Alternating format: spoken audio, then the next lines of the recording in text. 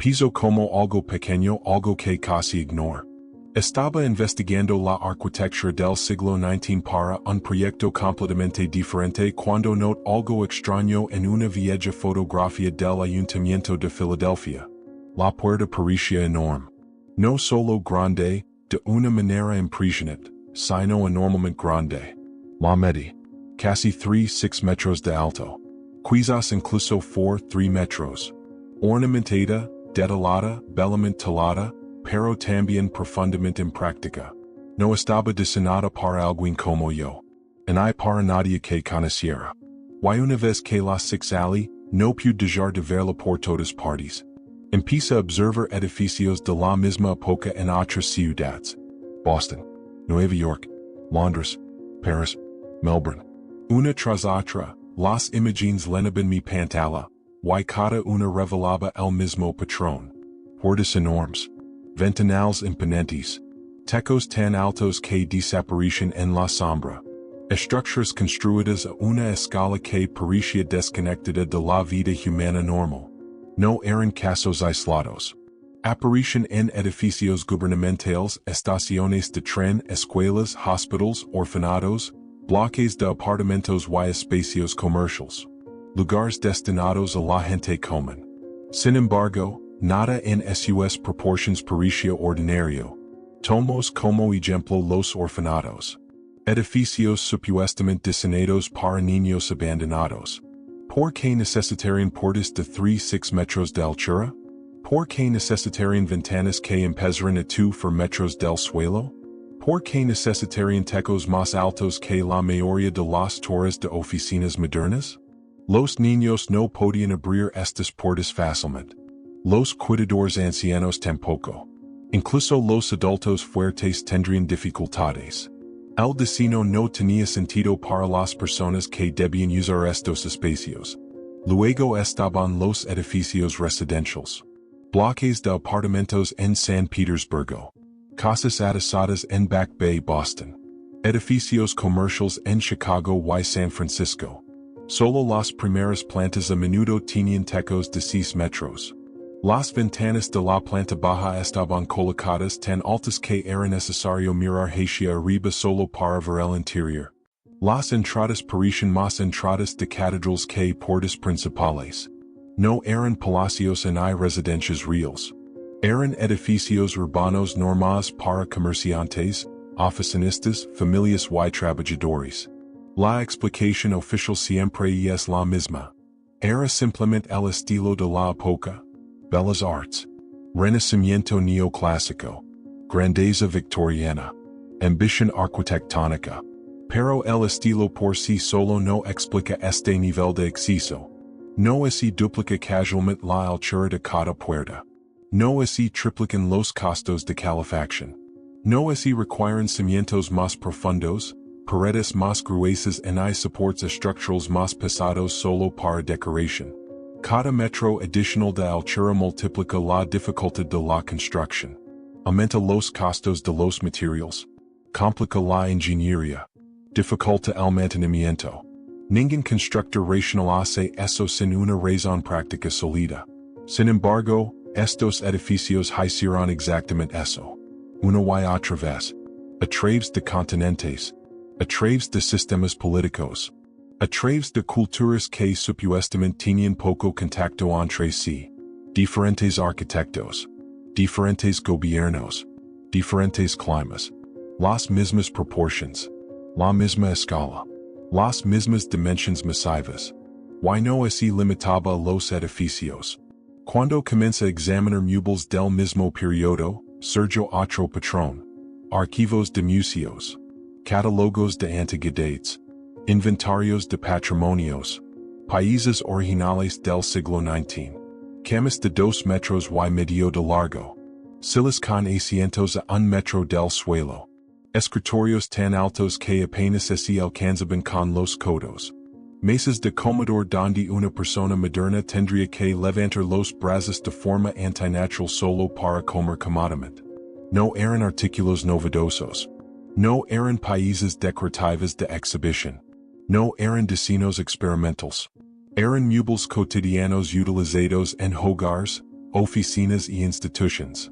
La gente dormía en estas camas. Trabajaba en estos escritorios. Se sentaba en estas sillas. Lo que plantea una pregunta simple. ¿Quién podría usarlas cómodamente? Un adulto moderno se sentiría como un niño en estos espacios. Pies colgando. Espaldas sin apoyo. Hombres tensos. Estirandos hacia arriba para alcanzar todo. Nada encaja de forma natural. Nada se alinea con las proporciones humanas tal como las conocemos hoy.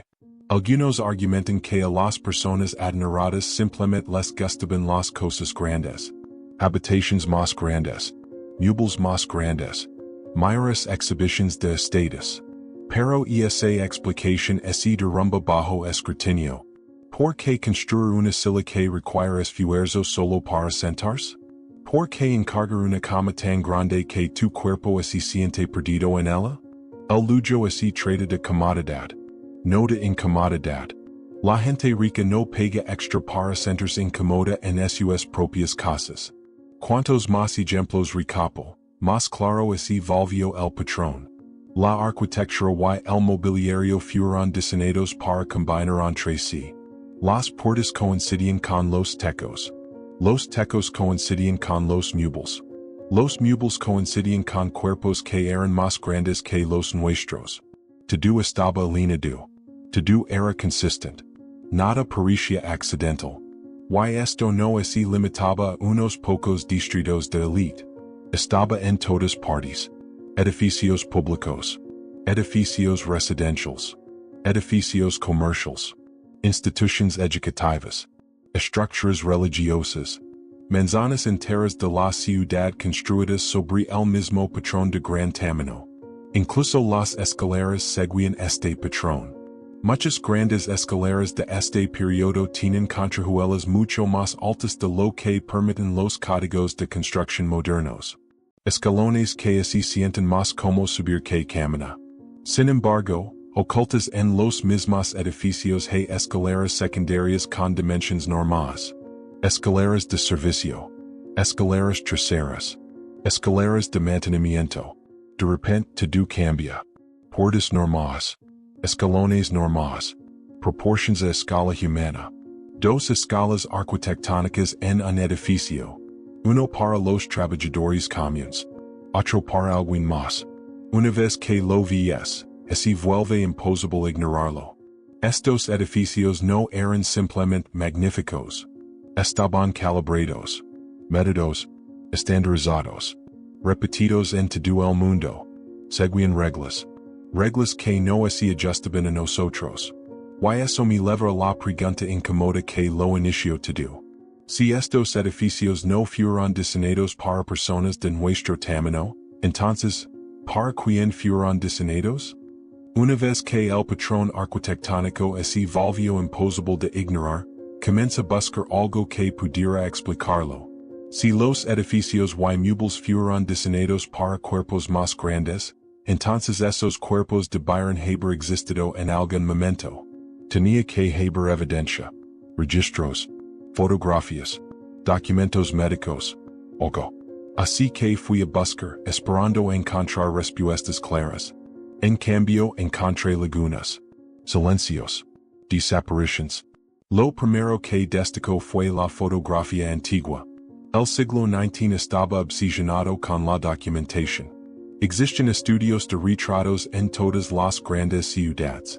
Las familias registraban nacimientos, matrimonios, carreras y muertes a través de fotografías. Se tomaron y conservan miles de imágenes. Y entre ellas hay fotos de hombres y mujeres que no se ajustan a las expectativas modernas de tamaño humano. Algunos de estos individuos fueron registrados con más de 7 pies de altura. Algunos cerca de 8. Algunos incluso más.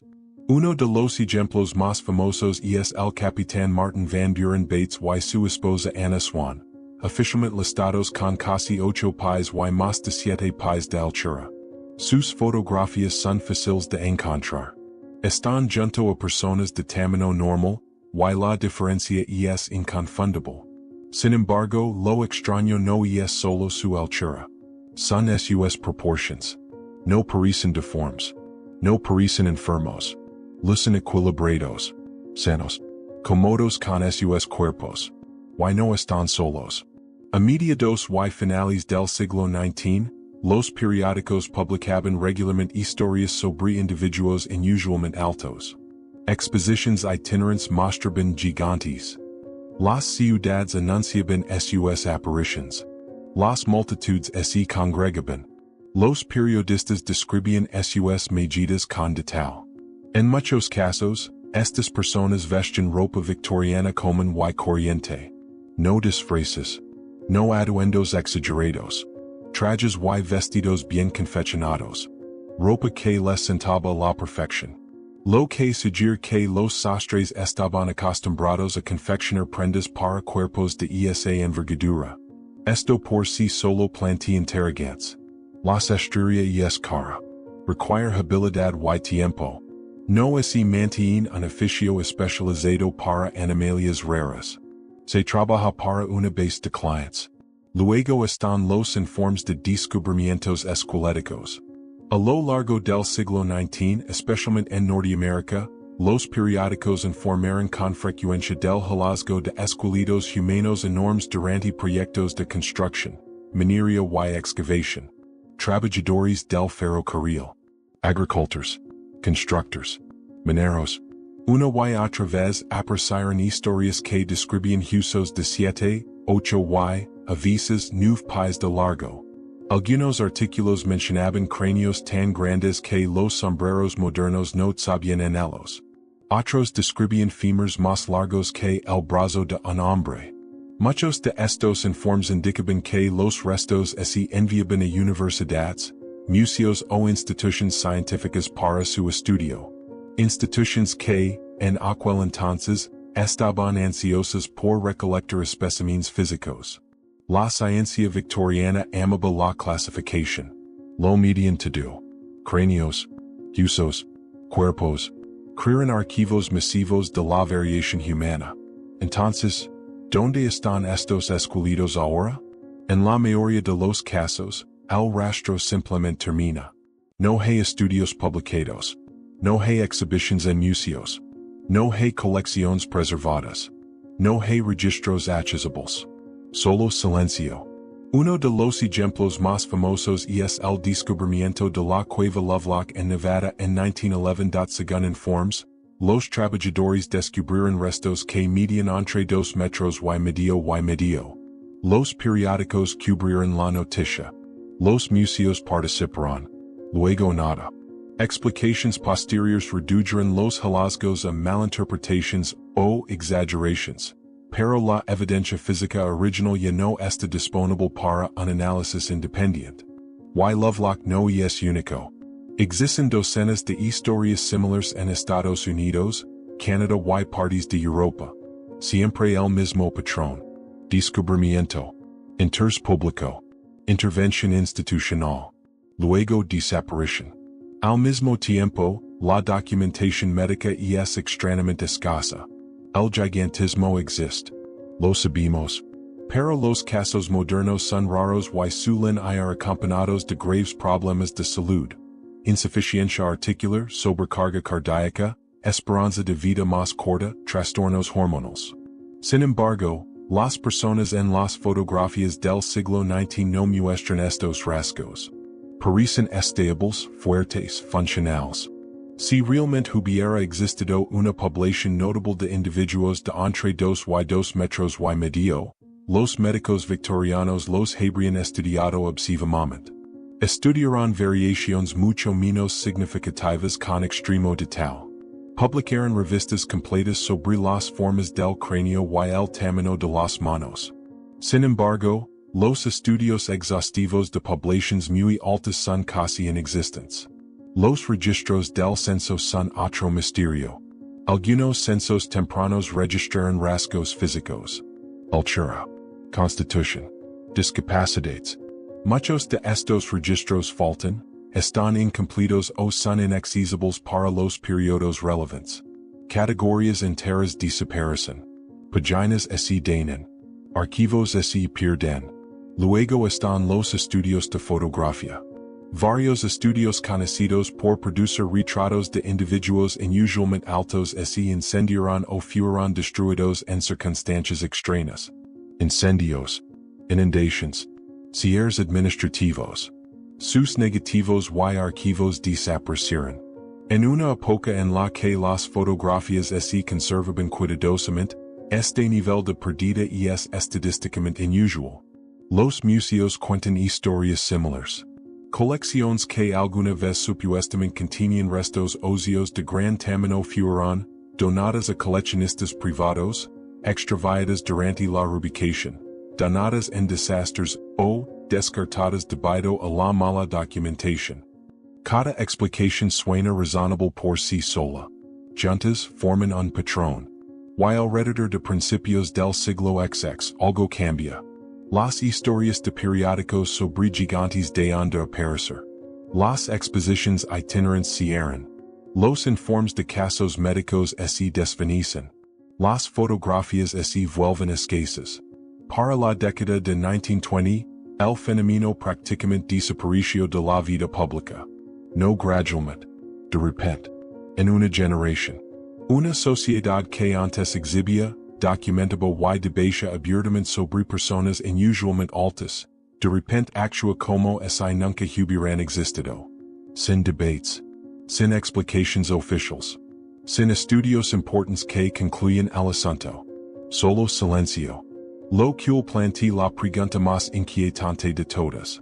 Si se tratara simplemente de anomalias médicas raras, ¿por qué borrarlas? ¿Por qué eliminar las pruebas? ¿Por qué permitir que desaparezcan restos físicos, documentos y registros? ¿Por qué toda pista conduce a un callejón sin salida? El silencio no es neutral. El silencio es una decisión.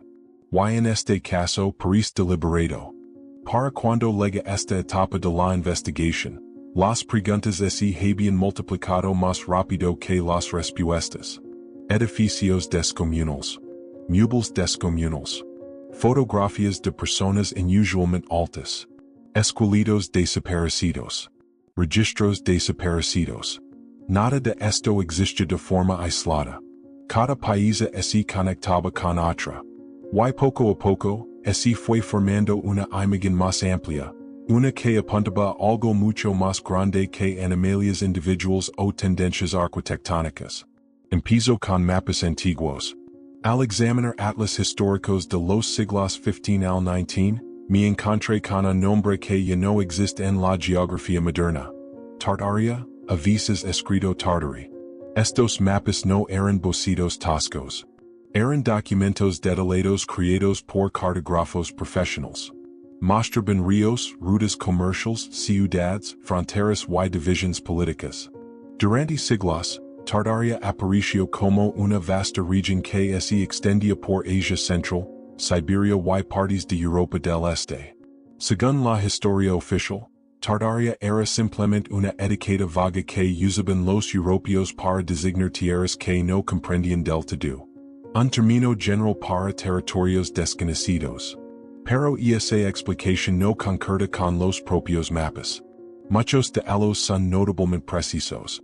Incluyen ciudades, zonas administrativas y infraestructura con nombre. Tratan a Tartaria como una entidad política y cultural funcional, no como un espacio vacío. Luego, a finales del siglo XVIII y principios del XIX, Tartaria comienza a desaparecer. No gradualmente. No mediante un preciso documentado de exploración y renombramiento. Simplemente desaparece. En su lugar aparecen las fronteras modernas de Rusia, China, Mongolia y los estados de Asia Central. Todo un concepto geopolítico se elimina discretamente de la cartografía global. Y al ubicar esto en una línea de tiempo, ocurre algo extraño. Tartaria desaparece de los mapas entre aproximadamente 1775 y 1850. Poco después, entre 1850 y 1920, el mundo experimenta un auge sin precedentes en la construcción monumental. Enormes edificios cívicos. Enormes estaciones de tren. Bloques de apartamentos descomunales. Estructuras con proporciones que parecen desconectadas de las necesidades humanas normales. Durante ese mismo periodo, las fotografías y los registros de individuos extremadamente altos se vuelven comunes. Luego, entre 1920 y 1950, se produce otro cambio. Los edificios se modifican. Se bajan los techos. Se reducen las puertas. Se reemplazan las ventanas. Se reconstruyen las escaleras. Las proporciones originales se ocultan tras falsos muros y falsos techos. Aún existen registros de mantenimiento de esta época. Facturas de contratistas. Permisos de renovación. Planos de ingeniería. Describen miles de proyectos similares en docenas de ciudades. Reducir la altura de la entrada. Instalar falso techo. Reconstruir la escalera para mayor seguridad. Reducir las aberturas de las ventanas. Lo que falta es la razón. Ningún documento dice, estamos redimensionando este edificio porque ya no se adapta a sus usuarios. Simplemente lo hacen. Silenciosamente. Sistemáticamente. Globalmente. A mediados del siglo XX, la mayoría de estos grandes espacios se han transformado en algo familiar. Techos de 8 pies. Puertas estándar. Habitations a escala humana. La arquitectura original aún existe, pero está oculta. Enterrado tras renovaciones. Olvidado. Lo que plantea una posibilidad inquietante. ¿Qué pasaría si no hubiéramos construido estas ciudades? ¿Y si las hubiéramos heredado? ¿Y si una población anterior creó esta infraestructura y las generaciones posteriores simplemente la adaptaron? Esta idea parece imposible al principio. Desafía todo lo que nos enseñan sobre el progreso industrial y el desarrollo urbano. Pero al examinar la evidencia, se vuelve más difícil descartarla. Muchos de estos edificios aparecen repentinamente en los registros históricos. Los plazos de construcción son sorprendentemente cortos. Estructuras que hoy tomarían décadas se completaron supuestamente en pocos años. La documentación suele estar incompleta. Faltan los planos originales. Las primeras fotografías ya muestran edificios terminados sin fases de construcción visibles. Luego están los grandes incendios. San Francisco, Chicago, Boston, Londres, Hamburgo, Seattle. Distritos enteros destruidos a finales del siglo XIX y principios del XX. Oficialmente fueron accidentes. Materials deficientes. Estufas defectuosas. Mala suerte. Pero estos incendios también destruyeron archivos. Registros. Bibliotecas. Documentos municipales. Planos arquitectónicos. Datos del censo. Colecciones de museos. Borran la evidencia. Y después de los incendios, las ciudades se reconstruyeron más pequeñas. Más eficientes. Más estandarizadas. Más a escala humana. Al mismo tiempo, las instituciones académicas se volvieron menos accesibles. Los investigadores que intentan estudiar arquitectura anómala, colecciones de esqueletos perdidos o registros históricos inusuales a menudo reportan la misma experiencia. Solicitudes ignoradas. Acceso denegado. Citas canceladas. Archivos temporalmente cerrados. Materials no disponibles. No hostilidad. Solo ausencia. Como si el tema en sí fuera inapropiado. Si Dudu tiene una explicación simple. ¿Por qué no darla? ¿Por qué no abrir los registros? ¿Por qué no publicar estudios exhaustivos? ¿Por qué no permitir la verificación independiente? El silencio protege algo. Y ese algo podría ser la narrativa misma. Porque si la civilización moderna perdió gran parte de su infraestructura, entonces nuestra comprensión de la historia cambia. La historia del progreso gradual se derrumba. La idea de que construimos todo nosotros mismos se vuelve questionable. Los cimientos de la mitología de la era industrial se debilitan. Y eso leva al pensamiento más inquietante. Si existió otra población más grande, más fuerte, capaz de trabajar a escalas masivas, ¿qué más sabían? ¿Qué tecnologías usaban? ¿Qué conocimientos médicos poseían? ¿Qué métodos de ingeniería se han perdido? ¿Qué bibliotecas se quemaron? ¿Qué archivos desaparecieron? ¿Qué investigaciones fueron enterradas? Requerimos sus edificios a diario. Nos sentamos bajo techos diseñados para alguien más alto. Paimos por puertas que fueron recortadas para nosotros.